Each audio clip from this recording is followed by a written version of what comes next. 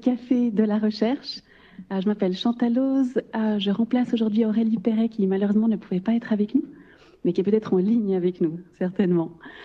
Bienvenue à ce café. Aujourd'hui, on a le plaisir d'accueillir le docteur Sylvain Boët de l'unité de médecine subaquatique et hyperbare du service des urgences des HUG et qui va nous parler des traitements par oxygène hyperbare. Il y a quelques photos assez marquantes dans la présentation, donc voilà, je vous en préviens à l'avance. Mais voilà, quand même, vous passez le message, peut-être certaines images, vous détendrez les yeux, mais d'un autre côté, on est dans le domaine médical, dans le domaine des soins, et ça fait partie de justement donner traitement aux patients. Alors, on va découvrir le traitement par oxygène hyperbare aujourd'hui. Merci beaucoup, Dr Boët. Merci beaucoup pour l'invitation. Bonjour à toutes, bonjour à tous. Donc, je travaille dans l'unité de médecine subaquatique et hyperbare des HUG. Ça fait 1 an que je travaille à Genève. Auparavant, je travaillais au Canada, où je faisais de l'anesthésie et de la médecine hyperbare, et puis de la recherche aussi. Alors, c'est vrai qu'il y a quelques photos qui peuvent être difficiles à voir, notamment pour les personnes qui ne sont pas des professionnels de santé. J'ai enlevé les plus difficiles. Donc, ce qu'il y a là, c'est pas vraiment difficile, quand même. J'ai pas de conflit d'intérêt. Tous les financements de recherche que j'ai obtenus dans ma carrière étaient des financements compétitifs et publics. Et puis aujourd'hui, j'ai 3 objectifs. Premièrement, d'expliquer les mécanismes de la médecine hyperbare, parce que c'est vrai que quand on entend oxygène hyperbare, alors il y a le mot barbare, hyperbare, mais il y a le mot simple oxygène, et puis ça paraît parfois très simple, et en fait, il y a des mécanismes au niveau biologique qui sont assez sophistiqués, et je vais approcher ces mécanismes-là. Je vais vous parler des indications actuelles et puis ensuite de plusieurs indications qui ne sont pas des indications actuelles, mais qui le seront probablement dans les années à venir. Alors d'abord, la définition, qu'est-ce que c'est l'oxygénothérapie hyperbare? Et puis on dit dans le langage courant OHB, c'est de respirer de l'oxygène à 100%, donc de l'oxygène pur, à une pression qui est plus élevée que la pression qu'il y a ici dans la pièce, et puis de façon intermittente. Le mot intermittent, il est important, on le verra tout à l'heure, mais si on laissait un patient 24 heures sur 24, plusieurs jours de suite, dans la chambre hyperbare, on n'aurait pas tous les effets que je vais vous expliquer maintenant. Alors, il y a plusieurs types de chambres. Ça, c'est une photo de la chambre qui peut accueillir beaucoup de patients. C'est celle des HUG. Voilà, les patients sont en général assis, puis ils respirent soit dans un masque, comme on voit l'acteur ici, ou alors une sorte de cagoule, comme un casque de cosmonaute pour les patients qui préfèrent cette technique-là. On peut aussi traiter les patients allongés, ou même des patients des soins intensifs lorsqu'ils ont des appareils pour les faire respirer à leur place. Il existe aussi des chambres monoplaces, on voit surtout ça dans les centres privés, ou aux États-Unis dans les hôpitaux publics aussi. Et puis, alors là, le patient est tout le temps allongé et puis il a moins de mouvement. Donc là, vous voyez que les patients, déjà, vous pouvez imaginer que les patients qui craignent d'être enfermés, ce qu'on appelle la claustrophobie, ça peut être difficile dans les petites chambres comme ça. Alors, comment ça marche? Le premier effet, c'est que comme on augmente la pression, on va diminuer les bulles d'air qu'il peut y avoir dans l'organisme. Les bulles d'air ou alors les cavités gazeuses dans des espaces clos. Donc là, j'ai mis l'image d'une bulle. Et la façon de se le représenter, c'est tout simple. C'est que si on augmente la pression, on va écraser la bulle. Donc ça, c'est la première indication en termes de mécanisme, pas en termes de fréquence. C'est dans les embolies gazeuses. Donc l'exemple typique, c'est les patients qui ont des chirurgies cardiaques où les chirurgiens, les anesthésistes utilisent des machines pour remplacer le cœur le temps de la chirurgie, les circulations extracorporelles. Eh bien, dans ces circuits-là, il est possible qu'il y ait des bulles, et si les bulles passent dans le patient, ça peut créer ce qu'on appelle des accidents ischémiques, c'est-à-dire ça bouche les vaisseaux, tout simplement. Et donc, dans ce cas-là, un des traitements, c'est l'oxygénothérapie hyperbare, du fait de l'effet pression. Donc, on va diminuer la taille des bulles pour laisser passer le flux sanguin à nouveau. Le deuxième effet, c'est simplement l'oxygène. Donc, on va amener des quantités énormes d'oxygène. C'est à peu près entre 15 et 20 fois la quantité d'oxygène qu'on respire normalement. Donc, c'est des proportions très importantes. Et donc, la façon de se le représenter, c'est que chaque globule rouge, donc ça, c'est l'image à droite, peut apporter un certain nombre de molécules d'oxygène. Et puis, il y a quelques molécules d'oxygène qui sont en dehors des globules rouges. Mais là, tous dans la pièce, pour l'instant, presque tout notre oxygène est porté par les globules rouges. et c'est une partie infime qui est libre dans le sang. Quand on traite les patients dans les chambres hyperbares, en fait, les proportions sont plus les mêmes et il y a une quantité énorme d'oxygène qui est dissous, qui n'a même plus besoin d'être attaché aux globules rouges.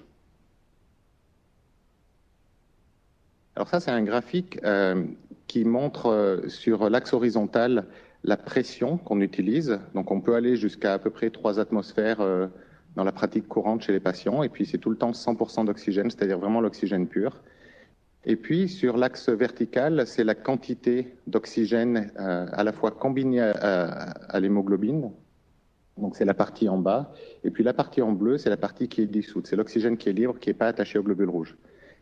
Et donc on voit que si on est, alors j'ai pas de pointeur, mais si on est sur au niveau de la courbure en fait à gauche de l'image, ça, c'est nous maintenant dans la pièce, donc il n'y a quasiment pas d'oxygène dissous. Par contre, plus on augmente la pression, plus il y a d'oxygène dissous. Alors pour ceux qui aiment les formules, il y a des formules pour calculer tout ça, mais ce n'est pas très important. Et puis, il y a une expérience qui a été faite sur des cochons dans les années 60. Et donc, ils ont retiré tous les globules rouges des cochons. Et puis, ils ont mis ces cochons dans des chambres hyperbares à 3 atmosphères. Donc, c'est à peine plus que ce qu'on fait tous les jours ici dans l'unité. Et en fait, les cochons ont réussi à survivre sans séquelles neurologiques, complètement simplement grâce à l'oxygène dissous.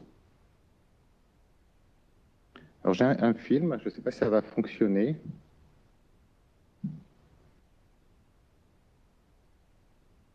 Bon, il n'y a pas le son, mais je vais vous le faire.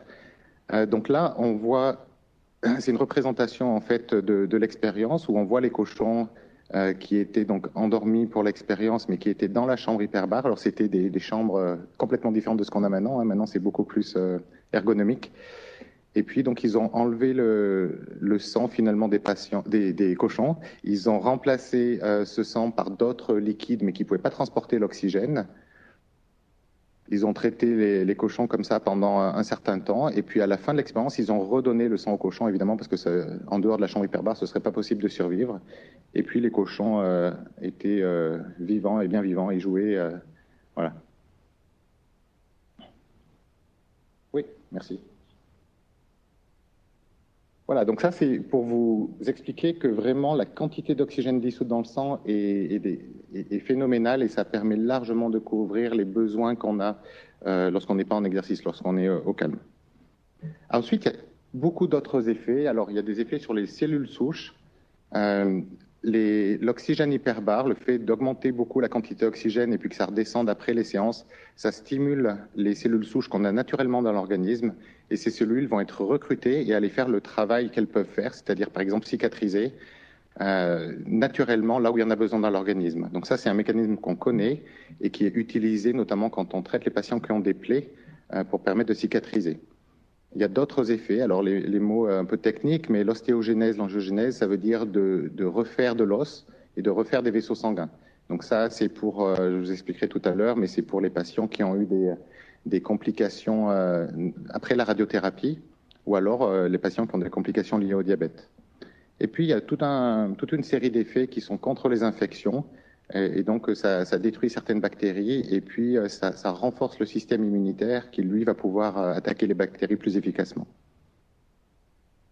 Et puis, il y a un autre groupe d'effets qu'on appelle antioxydants ou immunomodulateurs, c'est-à-dire qui interagit avec l'inflammation.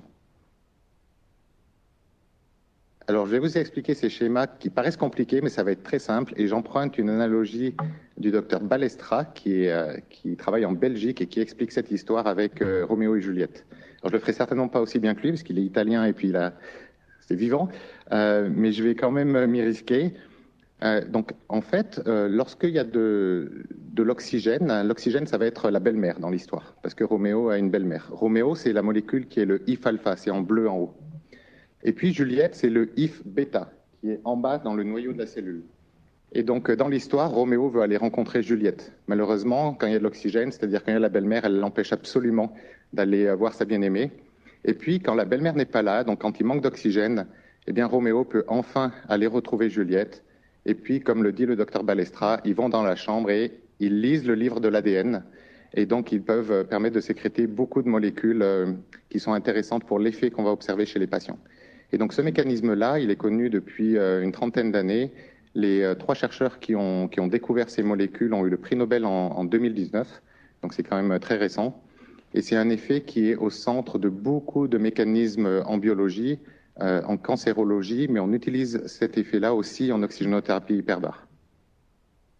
Donc, pour le reprendre sans l'analogie, quand il y a de l'oxygène, le IF-alpha ne peut pas avoir son effet, et c'est quand il manque d'oxygène qu'il va avoir son effet. Et donc là, je vois des regards un peu perplexes, parce que finalement, nous, ce qu'on fait en oxygénothérapie hyperbare, c'est d'apporter beaucoup d'oxygène.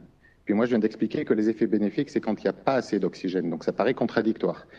Mais en fait, la façon d'expliquer ça, c'est que ce n'est pas la quantité absolue d'oxygène seulement qui est importante, c'est les variations. Et c'est pour ça qu'au début, je vous ai dit qu'il fallait absolument que le traitement soit intermittent, parce que c'est lorsque le patient est dans la chambre hyperbare, il y a certains effets de l'oxygène, et quand le patient sort, le taux d'oxygène dans le corps du patient redescend, et là, il y a d'autres effets, et notamment les effets avec la molécule IF-alpha. Et c'est ces effets-là qui permettent de cicatriser, de refaire de l'os, etc. Et donc finalement, avec le traitement par oxygène hyperbare, on a les deux effets positifs. C'est ce qu'on appelle le paradoxe de l'hyperoxie-hypoxie, c'est-à-dire le paradoxe d'avoir beaucoup d'oxygène et pas assez d'oxygène. Et finalement, pendant la séance, on va pouvoir donner de l'oxygène à toutes les cellules qui n'en ont pas assez. Et puis, à la fin de la séance, le IF-alpha va jouer son rôle en cicatrisant. Et puis, il y a d'autres mécanismes qui sont liés au fait que pendant que le corps est exposé à beaucoup d'oxygène dans les séances, il y a des mécanismes anti-oxygène, des antioxydants en fait, qui se mettent en place et qui vont perdurer dans le temps, bien après la séance. Alors ça, c'est les mécanismes. Maintenant, je vais vous expliquer rapidement dans quelles indications on peut bénéficier de ces mécanismes. Il y a une quinzaine ou une vingtaine, selon la classification, d'indications. Puis il y a des indications qui sont vraiment le quotidien de notre centre ici à Genève et puis de la plupart des centres dans le monde. Et c'est tout ce qui est plaies diabétiques. Alors les plaies en général et les plaies diabétiques en particulier. C'est-à-dire que dans le diabète, il y a une atteinte des tout petits vaisseaux, ce qui fait qu'un patient peut se blesser, avoir simplement une égratignure. Et ça va, à cause des mauvais vaisseaux finalement dans la peau, ça ne pourra pas cicatriser tout seul parce qu'il n'y a pas assez d'oxygène et de nutriments qui arrivent dans la plaie. Et donc nous, ce qu'on fait, c'est qu'on fait la petite étincelle qui va permettre de ramener de l'oxygène et d'enclencher un cercle vertueux pour enclencher la cicatrisation. Donc ça fonctionne très bien chez certains patients diabétiques. Il y a des critères comme pour tout en médecine. Et puis ça fonctionne aussi très bien pour les patients qui ont des plaies, même si ce n'est pas diabétique. Il y a des maladies dermatologiques qui répondent très très bien à ces traitements. Même si ce n'est pas des indications en tant que telles. Par expérience, on sait que ça fonctionne très bien. Et puis la deuxième catégorie de patients qui bénéficient de l'oxygène hyperbare, c'est les complications de la radiothérapie. Donc la radiothérapie est utilisée très souvent pour traiter les cancers. Dans un grand nombre de cas, les patients vont être guéris du cancer. Par contre, il y a des effets à long terme, c'est souvent des mois, voire des années, où les tissus, les cellules qui sont autour de la zone qui était touchée par le cancer vont être quand même irradiés dans le traitement et il va y avoir des complications à long terme. Je vous montrerai quelques images tout à l'heure, mais ici au HUG, on traite un grand nombre de patients qui ont eu des cancers du sein, qui ont été irradiés, qui sont en général guéris du cancer, mais qui ont besoin de reconstruction mammaire donc dans les mois ou des fois les années qui suivent. Et on sait qu'à cause de la radiothérapie, les tissus mammaires seront très fragiles. Et donc les chirurgiens peuvent avoir des difficultés, et puis même en faisant des gestes les mieux possibles, on ne peut pas toujours avoir 100% de cicatrisation. Et donc on fait de l'oxygène hyperbare avant la chirurgie pour préparer les tissus, recréer des vaisseaux, et puis ensuite après la chirurgie pour aussi favoriser la cicatrisation. Il y a d'autres indications qui ne sont pas indiquées sur la diapositive parce que ça ne rentrait pas sur une seule diapositive, mais notamment la drépanocytose. Donc c'est une maladie génétique, c'est la maladie la plus fréquente chez les enfants, la maladie génétique en tout cas. Souvent les enfants d'origine africaine. Et c'est des patients qui ont des globules rouges qui se déforment sous certaines conditions. Et quand ces globules rouges se déforment, ils vont boucher les vaisseaux, puis ça fait des douleurs très intenses, notamment au niveau des os ou à d'autres endroits dans l'organisme. Et donc, l'oxygène hyperbare peut être utilisé pour tenter de réverser ou les crises aiguës, ou en tout cas de diminuer la douleur. Et puis donc ici, au HUG, il y a eu une étude qui a été faite très récemment pour objectiver l'effet de l'oxygène hyperbare sur ces crises de drépanocytose. Et puis c'est le docteur Stierdemann qui est ici, qui a mené cette étude. Il y a d'autres indications qui sont des situations urgentes. Peut-être la plus connue du public, c'est l'intoxication au monoxyde de carbone. Donc ça, c'est dans les incendies ou alors des chauffages défectueux. Et puis on traite régulièrement des patients qui ont cette intoxication. Ça permet d'éviter les complications à long terme de l'intoxication. Et puis après, il y a les accidents de plongée. En général, ça c'est connu. Il y a certains types d'accidents de plongée où il y a des bulles dans le sang et donc on va recomprimer le patient pour diminuer la taille des bulles. Et puis ensuite, il y a d'autres indications comme les greffes de peau ou les lambeaux qui sont compromis, on appelle ça, c'est-à-dire qui sont pas très fonctionnels juste après la chirurgie. On peut les traiter en oxygène hyperbare. Et puis l'occlusion de l'artère centrale de la rétine, ça c'est typiquement des gens qui subitement ne voient plus d'un œil, d'un coup. Et donc ça c'est l'équivalent d'un accident vasculaire cérébral, mais au niveau de l'œil. Et donc on peut faire de l'oxygène hyperbare si c'est pris très tôt, pour essayer de ramener de l'oxygène et éviter finalement que la rétine soit détruite. Voilà, donc plein d'indications dans des domaines très différents. Et je voulais m'arrêter sur les complications de la radiothérapie, parce que c'est vraiment à peu près, je pense, la moitié des patients qu'on traite au quotidien, puis c'est comme ça dans tous les centres hyperbares. Donc je vous ai dit déjà que c'était des complications à moyen et long terme. La physiopathologie, c'est-à-dire le mécanisme qui est inhérent à cette maladie finalement, c'est la radiothérapie qui va détruire certaines cellules et notamment les vaisseaux sanguins. Et donc vous avez compris maintenant que grâce à l'oxygène hyperbare, on peut inciter le corps à recréer des petits vaisseaux sanguins et puis à entamer le processus de cicatrisation. Alors le lieu de ces complications dépend de là où il y a la radiothérapie. Ça peut être la mâchoire, ça peut être la vessie, le rectum ou le sein ou d'autres endroits. Là, je vous ai mis des photos de l'intérieur de la vessie et de l'intérieur du tube digestif. Donc à droite, c'est ce qu'on appelle une rectite radique, c'est-à-dire que c'est un patient qui avait eu de la radiation sur le bassin, sur le pelvis, et puis qui a développé des années plus tard une inflammation comme ça du rectum, et donc il y a des saignements, il y a des douleurs, c'est très désagréable, et parfois ça aboutit à une chirurgie où les chirurgiens sont obligés de retirer complètement le rectum. Donc c'est quand même des complications qui sont sévères. Et en faisant un certain nombre de séances d'oxygénothérapie hyperbare, en général c'est 30 à 40 séances, on peut guérir et on peut cicatriser ces patients. L'autre exemple, c'est la cystite. Donc là, c'est l'intérieur de la vessie. Même mécanisme, c'est souvent des hommes qui ont eu des cancers de prostate et puis qui ont été guéris par la radiothérapie. Et puis des années plus tard, récemment, on a vu un patient qui est venu 30 ans après sa radiothérapie et à l'occasion d'une prise parfois d'aspirine tout simplement, peuvent déclencher des saignements urinaires qui sont très handicapants parce que ça se bouche, il faut aller aux urgences, c'est très douloureux, il faut avoir des chirurgies. Et donc là aussi, avec en général une quarantaine de traitements, on guérit une grande partie des patients.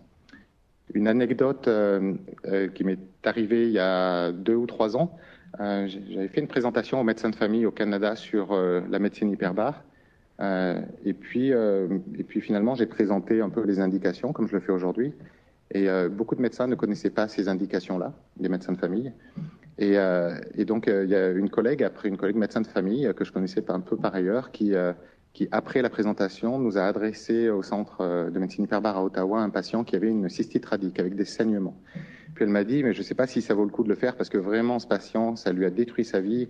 Il a une dépression, il a même demandé l'aide médicale à mourir, tellement que sa vie est horrible. Puis donc, on l'a vu en consultation, le patient a été d'accord d'être traité. Et il a guéri, puis il est retourné voir la médecin de famille et lui a demandé du Viagra. Donc tout ça pour dire que la médecine hyperbare peut avoir des effets très positifs. Un autre exemple, c'est l'ostéoradionécrose. Donc c'est des patients qui ont de la radiothérapie au niveau de la mâchoire. pour des cancers ORL. Et ces patients-là, lorsqu'ils vont avoir des chirurgies dentaires, sont beaucoup plus à risque d'avoir des problèmes de cicatrisation à la fois de la peau, de la muqueuse, mais aussi de l'os qui est en dessous. S'il y a besoin d'avoir des implants, c'est quelque chose qui est quand même relativement à risque. Et donc, il y a un protocole où on traite les patients avant l'extraction dentaire ou avant l'implant, et puis de nouveau juste après pour diminuer au maximum ces risques.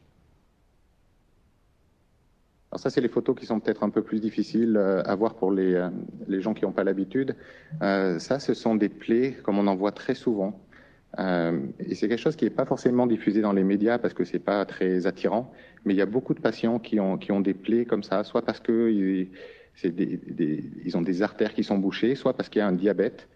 Et là, c'était un patient qui a été traité à Genève, où il y avait une plaie qui évoluait depuis 1 an et demi, malgré des soins qui étaient bien faits.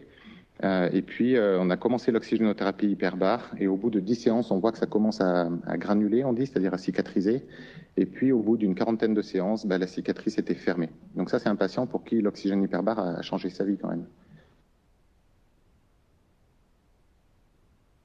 Alors là, j'ai retiré les photos parce que c'est celles qui étaient peut-être un peu trop violentes, disons. Mais il y a des infections au niveau de la peau qui peuvent, on appelle ça les bactéries mangeuses de chair. Et donc l'effet de l'oxygène hyperbare peut être extrêmement positif parce que l'effet de l'oxygène peut détruire certaines bactéries qui n'aiment pas du tout l'oxygène. Ça, c'est le premier effet. La deuxième façon d'agir, c'est que ça va renforcer les défenses immunitaires. Donc les globules blancs vont être plus en capacité de détruire les bactéries. Et puis, ça peut même renforcer l'effet de certains antibiotiques. Parce que pour que les antibiotiques, en tout cas certains, soient actifs, il faut qu'ils rentrent dans les cellules et l'oxygène peut permettre à ces antibiotiques de rentrer plus efficacement dans les cellules. Donc on l'utilise notamment pour des infections de peau, mais aussi l'infection des os. Parce que c'est très dur pour les antibiotiques d'aller dans les os et de traiter complètement, de guérir complètement les patients. Et donc l'oxygène est le boost, l'effet supplémentaire qui permet de faire en sorte que le patient va bien évoluer. Alors ça, c'est une diapositive qui est peut-être un petit peu chargée et compliquée, mais ce qu'il faut comprendre, c'est que quand il y a un tissu qui est infecté, quand il y a une infection dans le corps, par exemple dans un os, l'oxygène va être très en faible quantité. Et donc ça favorise le développement de l'infection, pour les raisons que je viens d'expliquer. Et nous, en rapportant de l'oxygène pendant la séance d'oxygène hyperbare, finalement, on va amener le taux d'oxygène assez élevé pour que les globules blancs puissent de nouveau retrouver leur vigueur et puis attaquer les bactéries. Donc c'est comme ça que ça fonctionne dans les infections des os, notamment chroniques.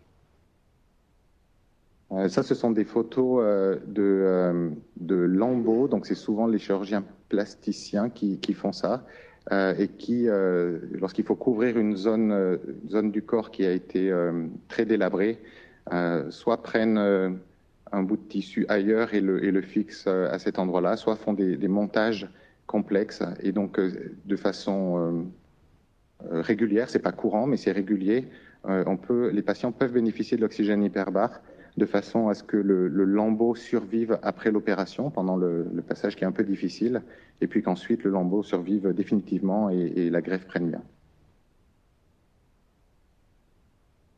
Alors, comme tout le temps en médecine, quand on a une technique qui est efficace, il y a aussi des situations où ce n'est pas efficace. Et donc, je tenais à le dire parce que parfois dans les médias ou dans certains centres, il y a des slogans quasiment qui prétendent que l'oxygène hyperbare est révolutionnaire et peut tout guérir. Et ce n'est pas le cas. Et dans la conférence de consensus européenne en 2017, il y a un certain nombre de maladies pour lesquelles il a été établi, basé sur des études, que l'oxygène hyperbare n'était pas efficace pour ces patients. Et donc après, c'est le choix des patients de se faire traiter ou pas pour ça. Dans certains centres, au HUG, on ne traite pas quand il y a des recommandations négatives. Mais en tout cas, c'est important de le savoir, je pense, parce que il n'y a pas de traitement miracle pour tout. Et puis, comme toujours, il y a des risques. Donc, les risques, c'est essentiellement ce qu'on appelle le barotraumatisme des tympans. Donc, puisqu'on augmente la pression dans la chambre hyperbare, les patients doivent équilibrer les oreilles, donc un petit peu comme en plongée sous-marine ou alors dans l'avion. on est obligé de faire des manœuvres de déglutition pour pouvoir équilibrer lorsqu'on modifie la pression. Puis il y a des patients qui n'y arrivent pas, donc on peut s'adapter, on a des techniques pour les aider. Mais parfois, notamment pour les patients qui ne le disent pas spontanément, il peut y avoir ça peut aller jusqu'à la rupture du tympan. Pour les patients qui sont traités de façon chronique et sur plus de 20 séances, il y a des myopies qui apparaissent. Alors ça, c'est pas grave, parce que ça se résout tout seul, mais c'est sûr que ça peut être un petit peu embêtant de ne plus pouvoir conduire pendant quelques semaines. Mais en général, quelques semaines après l'arrêt du traitement, ça récupère tout seul.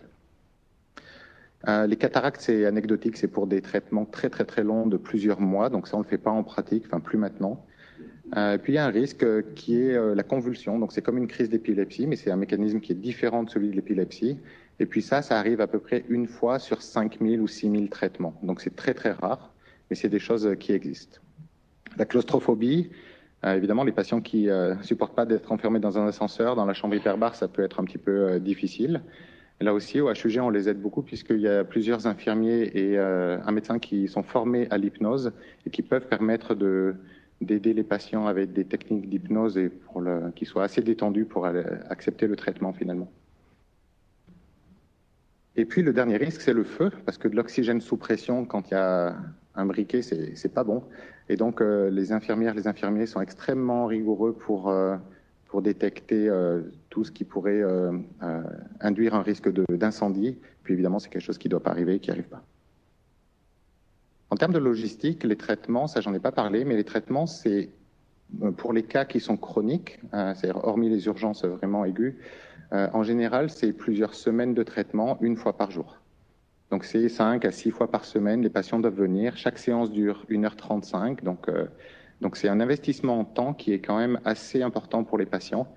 Mais évidemment, vu certaines pathologies qu'on peut guérir, il y a beaucoup de patients qui sont motivés parce que ça peut changer leur vie dans le bon sens. Alors je voulais vous présenter un petit peu le potentiel des recherches actuelles. Là, c'est une étude du docteur André Levine, qui est plasticien ici au HUG, et qui fait des études sur des cellules ou des petits animaux. Donc, c'est des études qu'on appelle fondamentales. Et il les fait sur ce petit caisson de recherche qu'on a ici au HUG. Il y a très peu de centres qui ont ça. Donc, vous vous rendez peut-être pas compte de la taille, mais c'est un peu plus petit qu'un humain. Donc, c'est pas une grosse chambre hyperbare comme celle qu'on a pour les patients.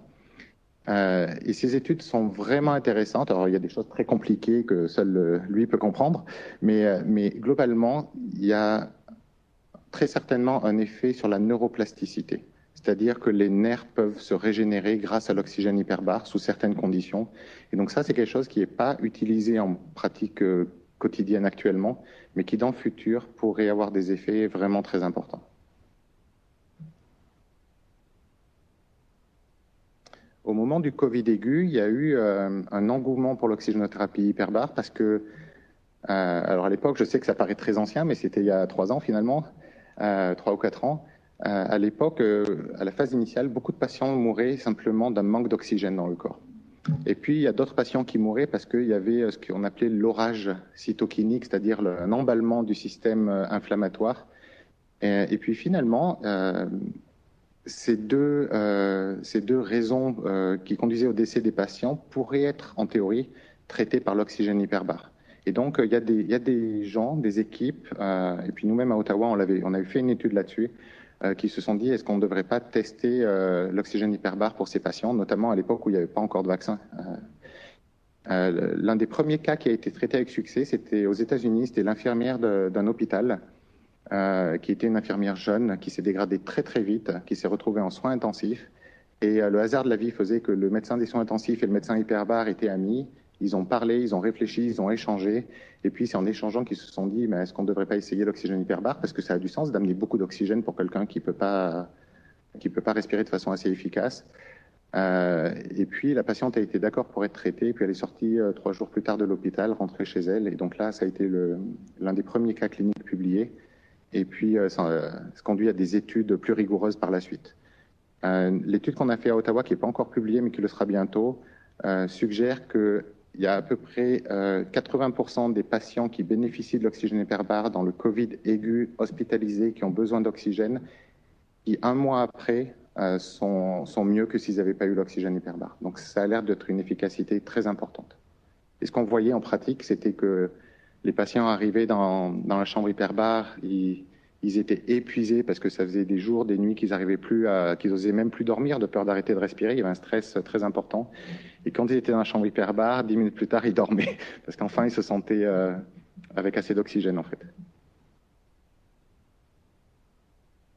Donc, on a publié ce qu'on appelle des revues systématiques, c'est-à-dire on a mis ensemble toutes les études qui étaient publiées sur le sujet et qui démontrent en fait une certaine efficacité, même s'il y avait eu besoin encore de plus d'études. Mais si en tout cas il y avait une nouvelle vague ou un nouveau virus de type respiratoire dans le futur, peut-être que c'est des techniques qu'il faudrait utiliser plus tôt que ce qu'on a fait la dernière fois. Alors souvent les patients nous demandent est-ce que ça fonctionne pour le Covid long?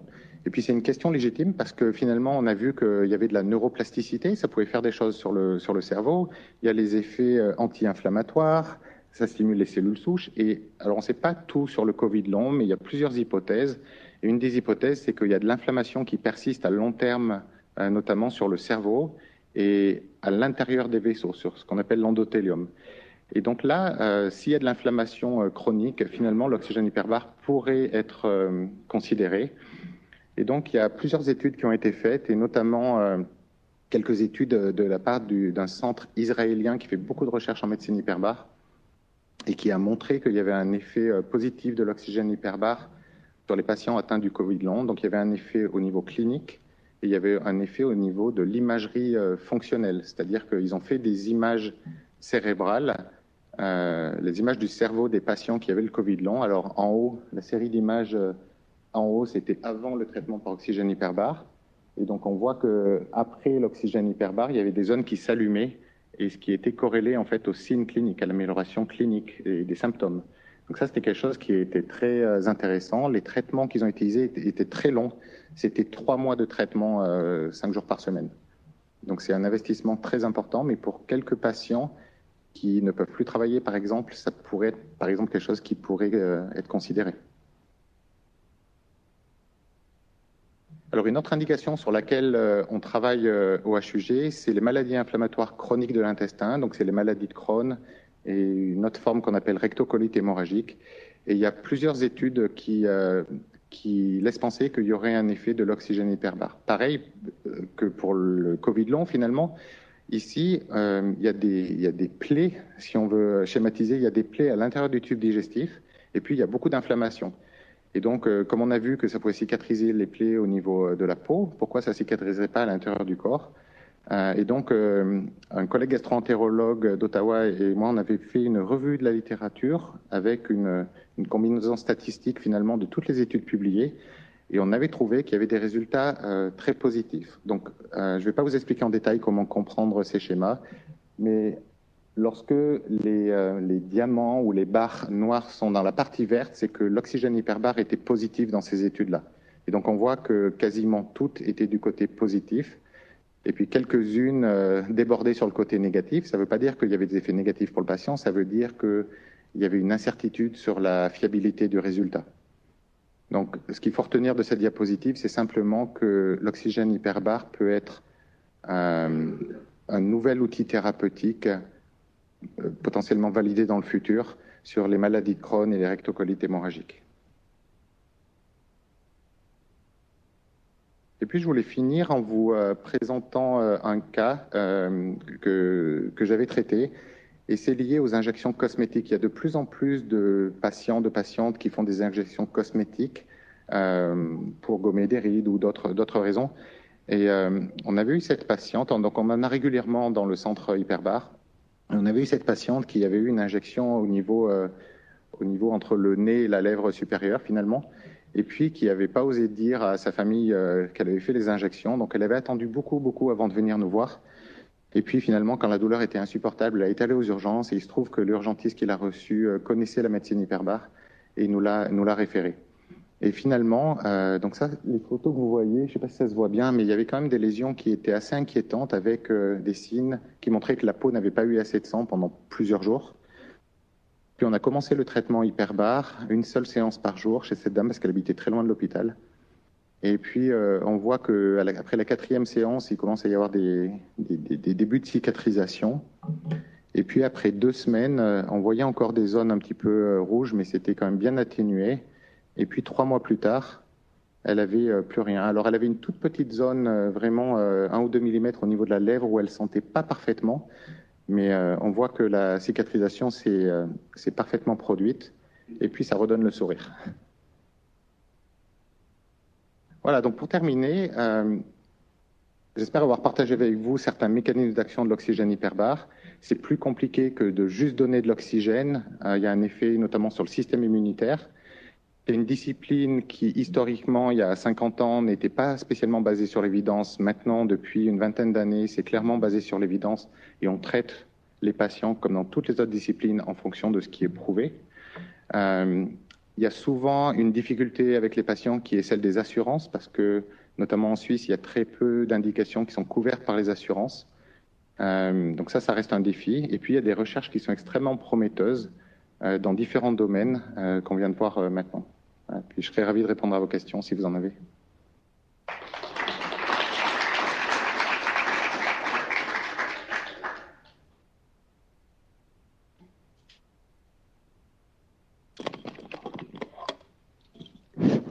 Est-ce qu'il y a des questions?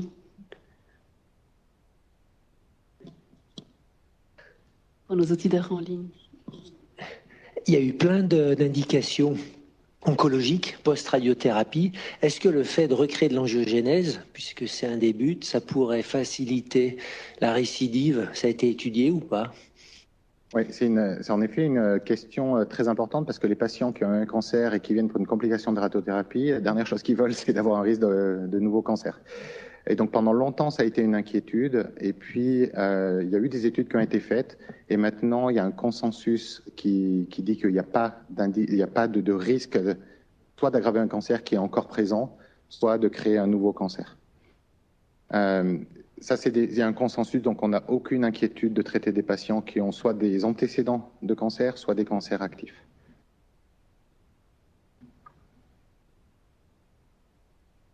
Par curiosité, étant donné que c'est pas toujours pris en charge par les assurances, ça coûte combien 1h30 de caisson hyperbare? Donc ça dépend des centres parce que tout le monde n'a pas la même logistique. Ici au HUG, c'est entre 250 et 300 francs par séance. Donc ça peut faire un prix qui est élevé quand les patients ont besoin de 2 mois de traitement. Oui.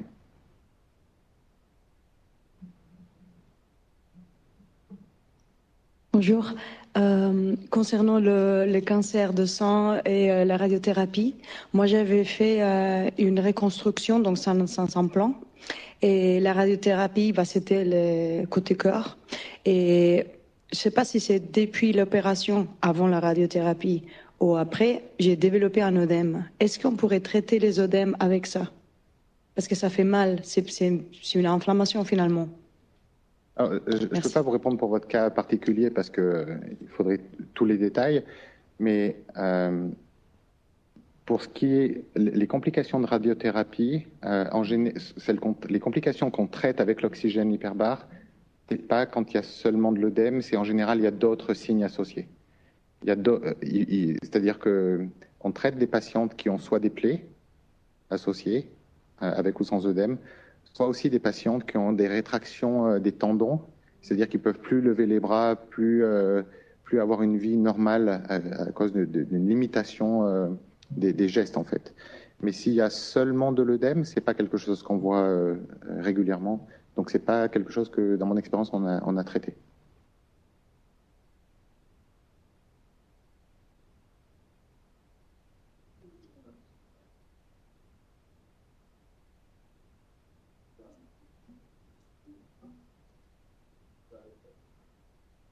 Alors, à ma connaissance, donc c'est pas une indication qui est approuvée, ça c'est certain, et j'ai pas connaissance d'études récentes qui suggèrent que ça pourrait aider.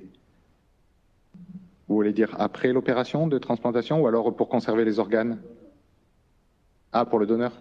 Oui, à ma connaissance, il n'y a pas d'études sur le sujet. Vous pouvez nous dire en 2 mots les recherches prometteuses, enfin, ce que vous avez en cours sur les recherches sur de nouvelles pathologies ou que vous traiteriez par la suite? Oui, alors j'en ai présenté un certain nombre à la fin, là, mais De mon point de vue, et ça c'est mon avis personnel, je pense que les maladies inflammatoires chroniques de l'intestin, c'est certainement quelque chose qui sera approuvé dans les peut-être 5, 10 ans, peut-être 15 ans, mais il y a un potentiel qui est très très important. Les patients sont souvent des gens jeunes qui ont des médicaments dont certains coûtent très très cher, qui ont des effets indésirables. Certains patients ne répondent pas au traitement actuel. Et donc je pense qu'il y a un potentiel très important pour améliorer la vie des patients. Une autre indication qui est prometteuse, je pense, c'est la drépanocytose. Donc cette maladie qui crée j'en ai parlé plutôt au début de la présentation, où il y a des crises vaso-occlusives. Et donc là, le mécanisme d'action de l'oxygène hyperbare, logiquement, devrait avoir un effet. Simplement, c'est difficile de faire des études, il y a très peu d'études. Et donc, on espère qu'on pourra continuer cette étude ici au HUG. Et après, peut-être une troisième, parce qu'il y en a beaucoup de potentiel, mais si je devais cibler peut-être une troisième catégorie de patients, ce sont les patients qui ont des accidents vasculaires cérébraux, donc pas à la phase aiguë. À la phase aiguë, clairement, ce qui aide les patients, c'est de déboucher les vaisseaux ou de détruire les caillots. Ça, c'est certain. Par contre, 3 à 6 mois plus tard, il est possible que l'oxygène hyperbare puisse aider à la récupération des cellules nerveuses. La question, c'est à quel patient ça peut être bénéfique, quels sont les risques éventuellement, et quelle est la proportion de récupération possible aussi. Mais on a eu des cas où je peux raconter peut-être l'histoire d'un patient, mais qui était relativement jeune, qui a eu un accident cérébral au niveau de l'arrière de la tête, au niveau occipital. Donc c'est la zone qui commande la vision. Et ce patient-là avait des problèmes de vision. Il voyait que la moitié en fait du champ visuel, donc très handicapant dans la vie. Nous, on l'a vu plusieurs mois après la phase aiguë, donc il n'y avait pas vraiment de traitement qui était mis en place. Et dès la première séance d'oxygène hyperbare, il a commencé à revoir un flou au départ, et puis à chaque séance, pendant 2 ou 3 semaines, ça s'améliorait. Donc ça, c'est des choses, quand on voit ça, alors c'est l'exemple d'un patient, il ne faut pas généraliser, mais c'est encourageant quand même. Et d'ailleurs, les AVC chroniques sont une indication avec un très faible niveau d'évidence, mais au niveau européen, c'est une indication qui est reconnue. Et en pratique, on traite très peu de patients parce que ce n'est pas dans les mœurs, en fait.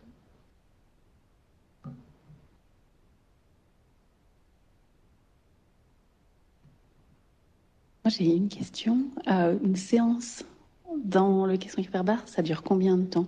Est-ce que c'est différent par différents traitements de pathologie ou il faut rester un certain temps pour avoir l'effet ? Alors ici au HUG, on traite pour les séances de routine, on va dire, on traite les patients 95 minutes. Donc c'est 15 minutes pour augmenter la pression, parce que si on va trop vite, ça fait mal aux oreilles. À la fin, c'est 15 minutes pour diminuer. Donc il y a à peu près 1 heure, 1h05 avec la pleine dose d'oxygène. Merci. Est-ce qu'il y a encore quelques questions ?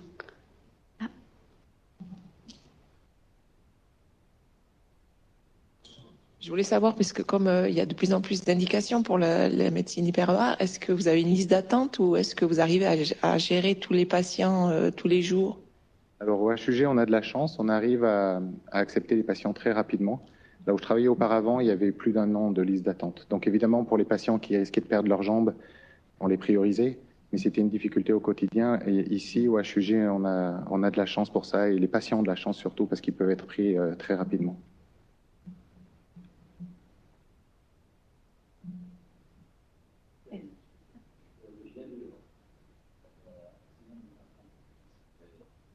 L'actualité pour... Oui, c'est vrai que je ne peux pas parler de tout, mais c'est un des sujets qui a été beaucoup travaillé ici au HUG, du fait de la proximité avec les zones montagneuses.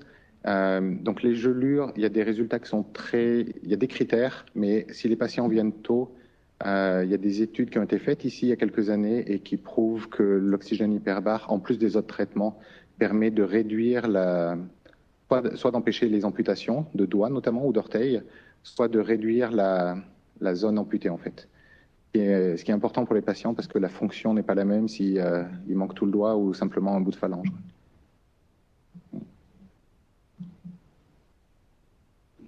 Il y a une personne qui nous voit par Internet et il pose une question.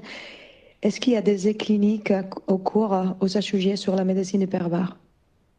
Oui, donc il y a l'étude sur la drépanocytose dont je parlais tout à l'heure. On a un projet d'étude, mais qui n'est pas encore commencé, sur les maladies inflammatoires de l'intestin. Et puis, il y a des études avec les chirurgiens plasticiens, notamment pour les reconstructions des seins après la radiothérapie. Donc ça, ce sont les études principales auxquelles je pense tout de suite.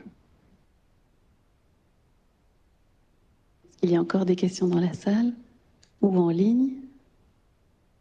Alors, peut-être ce que je vous propose, c'est déjà de remercier chaleureusement le Dr Boy qui a été avec nous aujourd'hui.